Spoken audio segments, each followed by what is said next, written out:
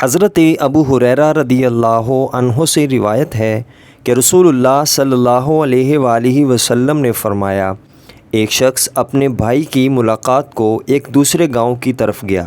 اللہ تعالیٰ نے اس کی راہ میں ایک فرشتے کو کھڑا کر دیا۔ جب وہ وہاں پہنچا تو اس فرشتے نے پوچھا، کہاں جاتا ہے؟ وہ بولا، اس گاؤں میں میرا ایک بھائی ہے، میں اس کو دیکھنے کو جاتا ہوں۔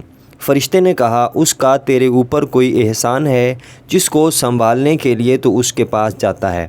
وہ بولا، نہیں، کوئی احسان اس کا مجھ پر نہیں ہے، صرف اللہ کے لیے میں اس کو چاہتا ہوں۔ فرشتہ بولا، تو میں اللہ تعالیٰ کا ایلچی ہوں، اور اللہ تجھ کو چاہتا ہے جیسے تو اس کی راہ میں اپنے بھائی کو چاہتا ہے۔ صحیح مسلم حدیث نمبر 6649۔ حضرت جابر بن عبداللہ انصاری رضی اللہ عنہ سے روایت ہے کہ رسول اللہ صلی اللہ علیہ وآلہ وسلم نے ارشاد فرمایا، بچو تم ظلم سے، کیونکہ ظلم تاریکیاں ہے قیامت کی تاریکیوں میں سے۔ ظالم کو راہ نہ ملے گی قیامت کے دن بوجہ تاریکی اور اندھیرے کے۔ اور بچو تم بخیلی سے، کیونکہ بخیلی نے تم سے پہلے لوگوں کو تباہ کیا۔